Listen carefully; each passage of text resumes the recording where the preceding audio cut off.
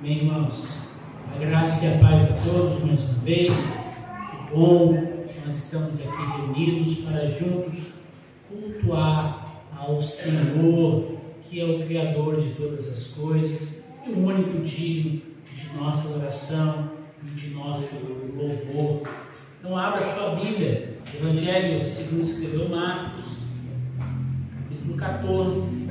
Nós faremos a leitura do verso 53 ao 65. Marcos 14, 53 ao 65.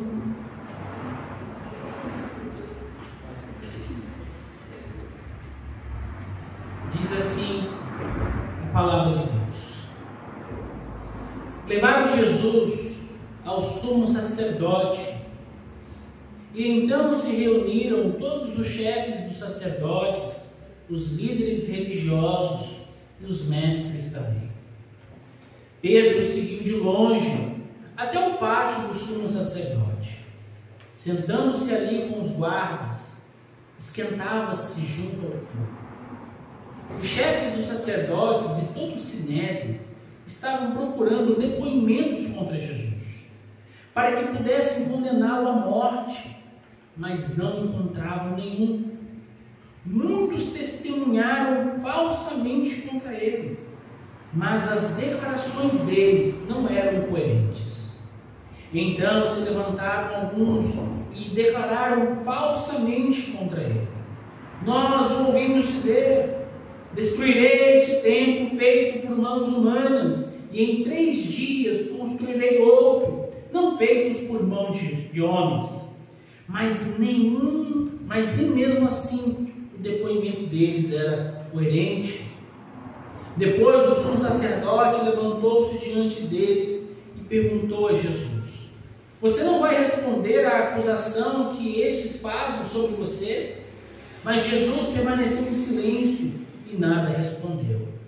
Outra vez o sumo sacerdote lhe perguntou: Você é o Cristo, o Filho do Deus bendito? Sou, disse Jesus, e vereis o Filho do Homem assentado à direita do Poderoso, vindo com as nuvens do céu. O sumo sacerdote, rasgando as próprias vestes, perguntou: Por que precisamos de mais testemunhas? Vocês ouviram a blasfêmia. Que acham? Todos o julgaram digno de morte. Então alguns começaram a cuspir nele, vendaram-lhe os olhos e, dando-lhe murros, diziam: Profetize! E os guardas o levaram, dando-lhe tapas. Até aqui. Oremos, irmãos. Pai, nós bendizemos ao Senhor e pedimos que em Cristo Jesus a Tua palavra possa vir de encontro aos nossos corações, possa mudar e transformar as nossas vidas, e que o Teu nome possa ser glorificado. Em Cristo Jesus. Amém. Amém. Podeis assentar, irmãos.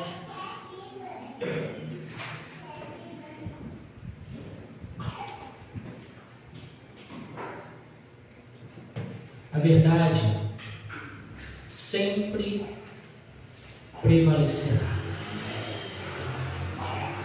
A verdade não falha.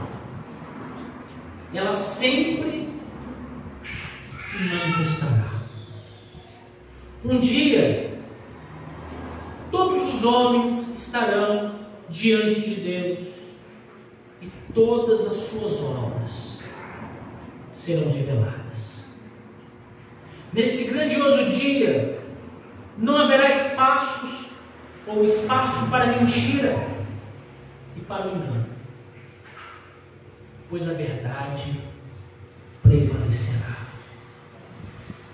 É interessante que a liderança judaica, cercada pela mentira e com um coração completamente pervertido, se reuniu e planejou matar Jesus.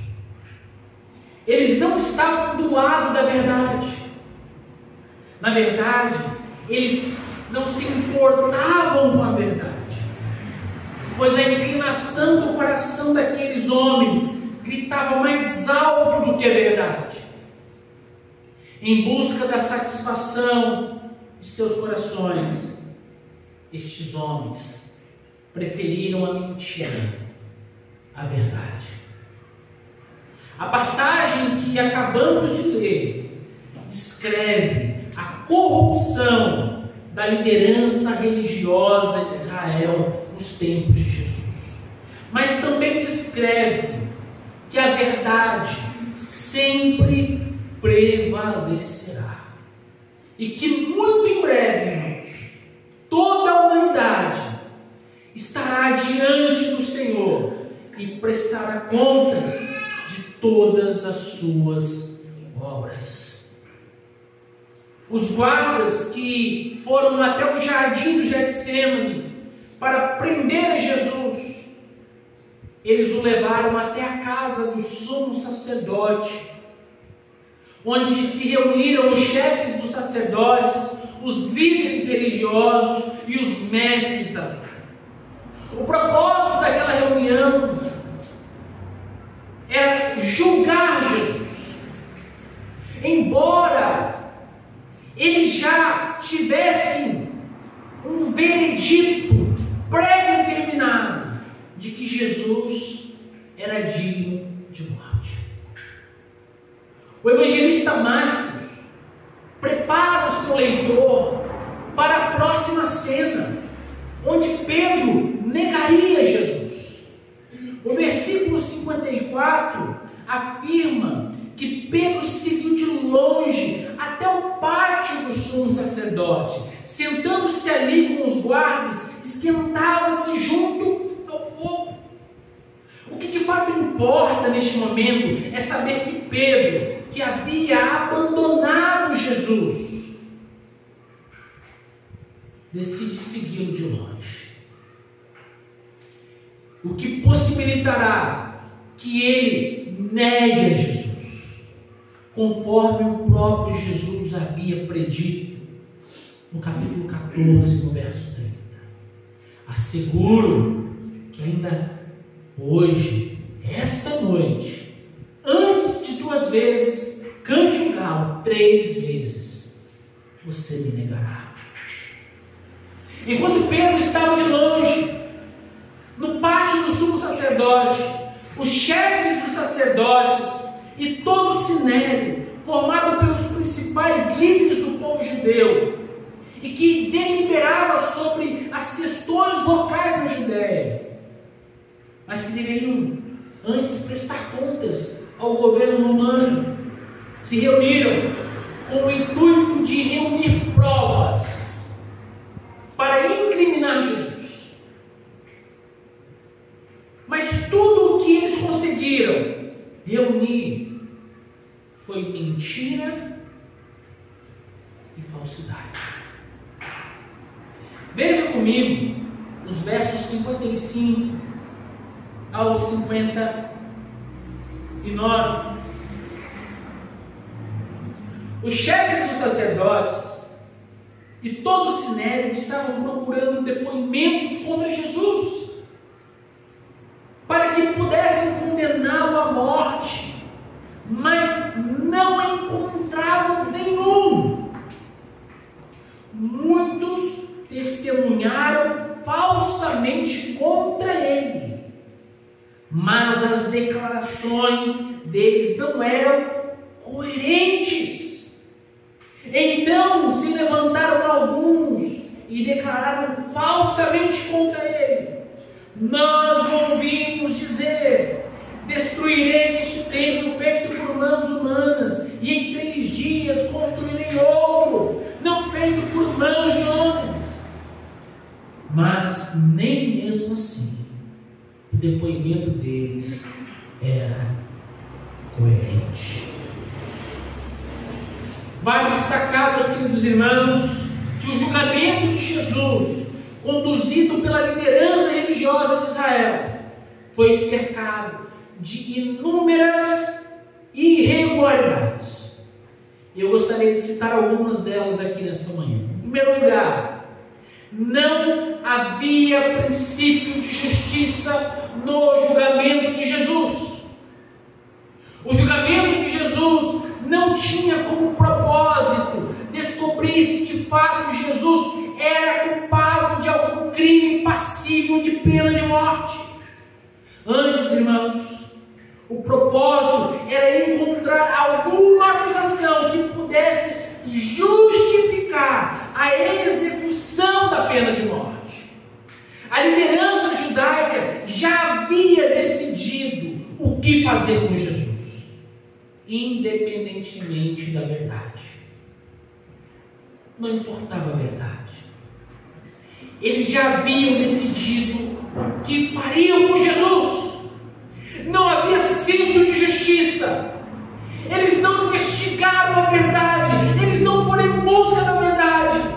Apenas buscavam alguma prova que pudesse incriminar e justificasse a atitude pecaminosa daquela liderança. Em segundo lugar, o julgamento de Jesus foi feito à noite. Os julgamentos não eram realizados à noite, mas por algum motivo a liderança religiosa de Israel abriu uma exceção para julgar Jesus. Eles tinham pressa em condená-lo, e ao mesmo tempo, o julgamento foi realizado naquela mesma noite. Revela o medo que as autoridades religiosas tinham de Jesus e da autoridade de Jesus e da sua popularidade entre o povo. Caso o julgamento de Jesus tivesse sido realizado durante o dia, certamente o povo, que em sua grande maioria apoiava Jesus, o via como um mestre, como um profeta de Israel, poderia se opor à liderança judaica. E aí tinha um problema, Poderia haver um motim, um tumulto entre o povo, e a liderança estava com medo disso. Por isso eles abriram uma exceção e julgaram Jesus naquela mesma noite. Isso não era comum, não era normal acontecer. Em terceiro lugar, o julgamento foi feito em um local inadequado. O julgamento foi realizado na casa do sumo sacerdote Caifás. Esse não era o local onde o sinédrio se reunia. O sinédrio tinha por costume se reunir em um local específico, nas dependências do templo. Mas eles, naquela noite, se reuniram na casa do sumo sacerdote Caifás para julgar a Jesus. Em quarto lugar, havia depoimentos divergentes e falsas testemunhas. Outra irregularidade no julgamento de Jesus foram as falsas testemunhas e as divergências entre os testemunhos apresentados. Mais uma vez, meus queridos irmãos, é importante destacar que o sinédrio não estava em busca da verdade ou dos esclarecimentos dos fatos. Eles não desejavam saber se Jesus era culpado ou inocente, pois já haviam decidido de antemão matá-lo. Portanto, a busca pelas testemunhas tinha apenas o propósito de respaldar a decisão já determinada de matar a Jesus. E eu gostaria de destacar mais um ponto que é muito importante, que envolve esse julgamento de Jesus, que é o abandono da lei de Deus. Aqueles que haviam sido designados para julgar segundo a lei, segundo o que está escrito na lei de Deus, fecharam os olhos para a palavra, com o intuito de que prevalecesse o desejo pecaminoso dos seus corações. Veja o que a lei diz a respeito das testemunhas e sobre aqueles que tinham a responsabilidade de julgar todas as causas. Deuteronômio 19, versículo 15 ao 20, diz o seguinte: preste atenção nisso. Uma só testemunha não é suficiente para condenar alguém por algum crime ou delito. Qualquer acusação precisa ser confirmada pelo depoimento de 2 ou 3 testemunhas. Se uma testemunha falsa, olha só, falsa, o que aconteceu no julgamento de Jesus, quiser acusar um homem de algum crime, os 2 envolvidos deverão apresentar-se ao Senhor diante dos sacerdotes e juízes que estiverem exercendo o cargo naquela ocasião. Papel dos juízes: os juízes investigarão o caso, e se for provado que a testemunha mentiu, é o caso aqui, e se for provado que a testemunha mentiu e deu falso testemunho contra o seu próximo, dê-lhe a punição que ele planejava para o seu irmão. Eliminem o mal do meio de vocês. O restante do povo saberá disso e terá medo, e nunca mais se fará uma coisa dessas entre vocês. Sabe o que eles fizeram com isso aqui, irmãos? Rasgaram.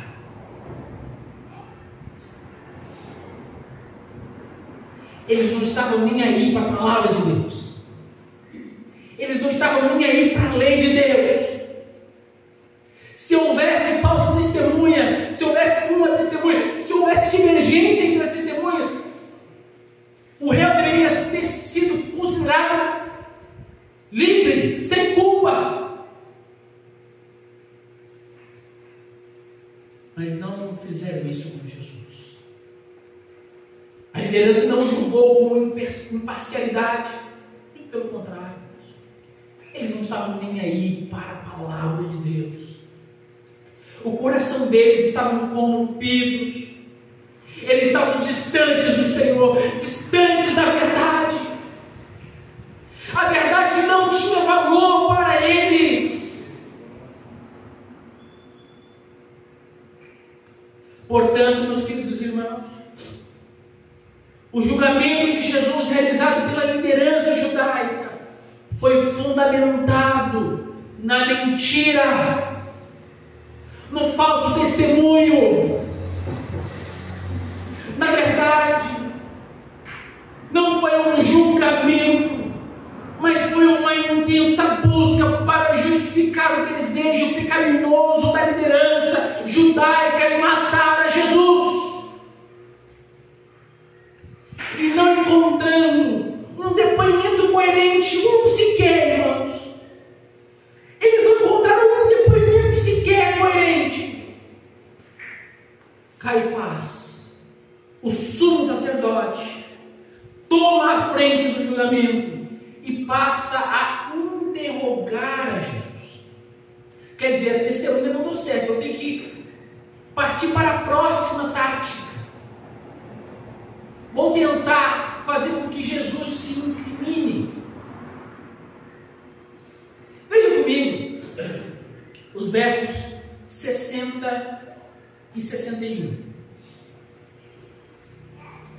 Depois o sumo sacerdote levantou-se diante deles e perguntou a Jesus: você não vai responder à acusação que estes fazem sobre você? Mas Jesus permaneceu em silêncio e nada respondeu. Outra vez o sumo sacerdote lhe perguntou: Você é o Cristo, o Filho do Deus bendito. Quando o sumo sacerdote perguntou a Jesus: você não vai responder à acusação que estes fazem sobre vocês? Jesus, nós queremos dizer, simplesmente permaneceu em silêncio e nada respondeu. Diante da incoerência das testemunhas e sem nenhum respaldo para poder condenar a Jesus à morte, Caifás confronta Jesus na esperança que ele se incriminasse. Mas Jesus permaneceu em silêncio. É interessante notar as palavras do profeta Isaías 53, versículo 7, que dizem: ele foi oprimido e afligido, e contudo não abriu a sua boca. Como um cordeiro foi levado para o matadouro, e como uma ovelha que diante dos seus tosqueadores fica calada, ele não abriu a sua boca. O sumo sacerdote então lhe perguntou: você é o Cristo, o Filho do Deus bendito? Agora Caifás fez uma pergunta muito direta a Jesus.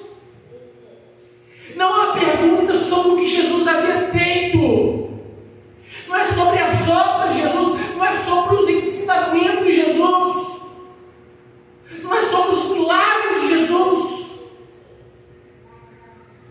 mas uma pergunta que envolvia a identidade messiânica de Jesus. Você é o Cristo, o Filho do Deus bendito? Sem sombra de dúvidas, este é o tema central pelo qual Marcos escreveu esse Evangelho. Marcos escreveu o Evangelho para anunciar que Jesus é o Filho de Deus. É o que diz o primeiro versículo do primeiro capítulo desse Evangelho. Evangelho de Jesus Cristo, o Filho de Deus. Então essa pergunta é pertinente. Essa pergunta de Caifás é pertinente. Tu és o Cristo, o Filho do Deus bendito? E diante dessa pergunta envolvendo a identidade de Jesus, Jesus rompe o silêncio, respondendo ao sumo sacerdote Caifás de forma direta e categórica. Veja o versículo 62. Sou, disse Jesus, e vereis o Filho do Homem assentado à direita do Poderoso, vindo com as nuvens. E vai destacar aqui 3 pontos na resposta de Jesus. Em primeiro lugar, irmãos, Jesus não negou quem ele era. Jesus, diferente das falsas testemunhas e da incoerência apresentadas por elas, disse a verdade. Ele foi claro ao responder ao sumo sacerdote: sou, sim, eu sou o Cristo. Eu sou o Cristo. Em segundo lugar, a resposta de Jesus revela que todos testemunharão a majestade do Messias exaltado após a sua ressurreição. Jesus respondendo disse: e vereis o Filho do Homem assentado à direita do Poderoso. O Salmo 110, versículo 1 declara: o Senhor disse ao meu Senhor: à minha direita, até que eu faça dos teus inimigos um estrado para os teus pés. E Jesus declarou: vocês verão a glória do Filho de Deus manifestada na minha ressurreição. À direita, à destra do Todo-Poderoso. Mas tem um terceiro ponto na resposta de Jesus, que Jesus apresenta um fator escatológico, apontando para o que irá acontecer no futuro. Ele conclui a sua resposta dizendo: vindo com as nuvens do céu. E é uma referência à volta de Cristo, o qual julgará com a verdade. Diferentemente do seu julgamento, que foi repleto de irregularidades, fundamentado em mentiras, fraudulento, cheio de falsas testemunhas, de depoimentos incoerentes, Jesus voltará e julgará a todos, inclusive aqueles que o julgaram falsamente, com toda a verdade. A verdade, meus queridos irmãos, prevalecerá. Mais dias ou menos dias, a verdade sempre prevalecerá. Jesus voltará e a verdade prevalecerá. Todos veremos e provaremos da verdade. A mentira, irmãos, ela pode até perdurar por algum tempo, mas ela não irá durar eternamente. A mentira, ela vai chegar no fim, quando Jesus voltar. E aí, todos nós enfrentaremos a verdade. A verdade. E com base na confissão de Jesus em ser o Cristo, o Messias de Deus, o ungido, o Filho do Deus vivo,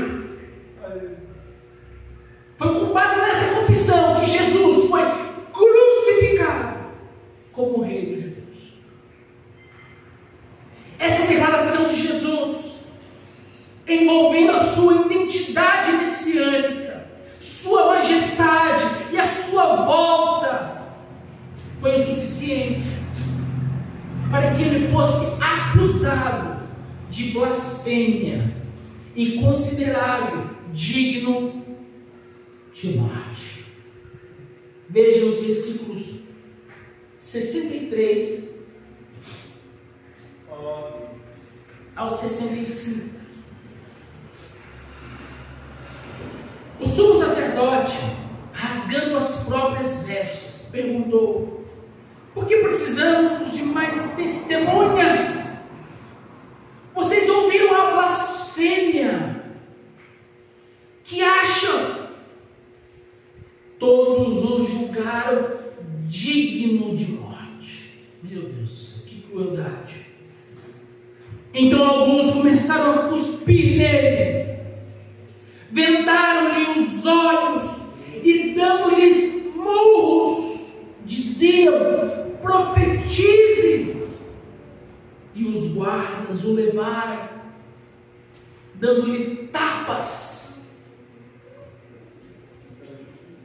Irmãos, o ato de rasgar as vestes é o reconhecimento de blasfêmia.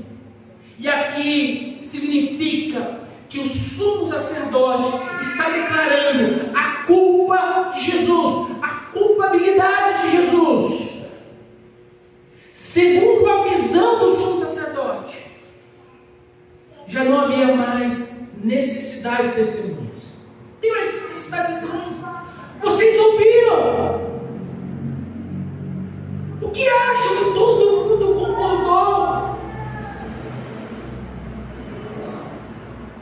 Jesus havia insultado o nome, a honra de Deus. E todos ali, todos julgaram Jesus digno de morte. Jesus é digno de morrer. Jesus precisa morrer. Ele blasfemou contra Deus. Ele blasfemou o nome do Deus Santo. Jesus foi condenado pelos judeus, pela liderança judaica, por blasfêmia, porque afirmou ser o Filho de Deus, o Messias, o ungido. E para esse tipo de crime, a lei determinava a punição de apedrejamento até a morte. Levítico 24, versículo 16 afirma: quem blasfemar o nome do Senhor terá de ser executado. A comunidade toda o apedrejará, seja estrangeiro, seja natural da terra. Se blasfemar o nome, terá que ser morto. Porém, naquela época, os judeus não tinham autonomia para executar a pena de morte. Somente um tribunal romano poderia fazer isso. E é por isso que eles reuniram provas e falaram: ele é digno de morte. Mas Jesus precisava ser julgado por Roma. Por isso que ele vai ser encaminhado depois para Pilatos, porque somente Roma poderia, de fato, executar a pena de morte. Se fosse cumprir a lei, e se os judeus pudessem executar a pena de morte, Jesus deveria ser apedrejado segundo a visão daquele povo. Apedrejado por todos até morrer. Mas agora ele vai ser entregue nas mãos dos gentios. E os gentios agora irão julgá-lo. E por fim, os irmãos sabem o que acontecerá com Jesus. Mas é interessante que aqueles que estavam ali julgando a Jesus começaram a zombar de Jesus. E aqui a crueldade ela vai se multiplicando contra o Filho de Deus. Alguns começaram a cuspir em Jesus, vendaram-lhe os olhos e dando-lhes murro diziam: profetize. Era como, você já viu aquela brincadeira de cabra cega, que tapa os olhos e a pessoa tem que acertar, adivinhar quem está fazendo alguma coisa? É exatamente isso que fizeram com Jesus. Taparam os olhos em Jesus, os olhos de Jesus, começaram a bater, a cuspir, a espancar. Fala quem foi que te bateu. Tu não eras o profeta, profetiza então. Bateram cruelmente em Jesus. Os guardas levaram Jesus, dando-lhe tapas. Certamente, irmãos, a zombaria e o desprezo, assim como todo tipo de espancamento, estavam relacionadas à maneira como Jesus era reconhecido dentro do povo. Jesus era reconhecido como profeta. Eles estavam zombando de Jesus como profeta. Diante dessa cena triste, eu quero apresentar aqui uma aplicação para mim e para você nessa manhã. Eu gostaria muito da sua atenção nesse momento. Irmãos, a verdade tem um custo muito alto a ser pago. Mas por outro lado, você pode ter certeza de que a verdade sempre prevalecerá. Jesus foi julgado de forma irregular e fundamentado na mentira. Mas a todo momento, ele optou pela verdade, mesmo que isso custasse sua vida. A boa notícia é que a mentira não prevalecerá para sempre. A mentira, em algum momento, certamente será confrontada pela verdade. Aqueles que um dia julgaram Jesus, o Filho de Deus, de forma irregular e fraudulenta, certamente estarão diante do Messias e serão confrontados pelos seus atos pecaminosos. E você? Está disposto a viver pela verdade? Mesmo que isso te custe um alto preço. Um preço muito alto a ser pago. A liderança religiosa optou pela mentira, porque o seu coração estava completamente inclinado para o pecado e buscava apenas fazer aquilo que pudesse satisfazer os seus desejos, porque a verdade confrontava aquilo que eles desejavam. Hoje, meus queridos irmãos, nós estamos sendo chamados a estar ao lado da verdade, a renunciar aos nossos próprios desejos, a renunciar à mentira, a renunciar à falsidade. Estamos sendo exortados a lutar contra a mentira. Nossa eterna garantia é que a verdade sempre prevalecerá. Cristo, meus queridos irmãos, muito em breve voltará. E todas as nossas obras serão trazidas à luz da verdade. Nós podemos até tentar enganar a nós mesmos e aos outros, e até mesmo tentar enganar a Deus por algum tempo. Mas um dia,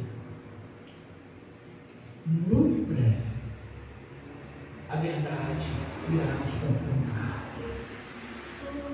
Toda mentira e toda falsidade serão destruídas e a verdade prevalecerá. O que fizeram com Jesus foi cruel, foi fundamentado em mentira, em falsidade. Mas um dia, irmãos, todos aqueles homens estarão diante do Messias. Ele voltará e a verdade será revelada, manifesta. E você está preparada para estar diante da verdade? Você está pronto para a verdade?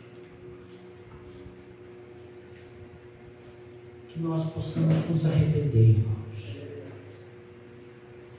Nos arrepender dos nossos pecados, da nossa crueldade, das mentiras, da falsidade, e voltar para Cristo, que é o caminho, que é a verdade e que é a vida.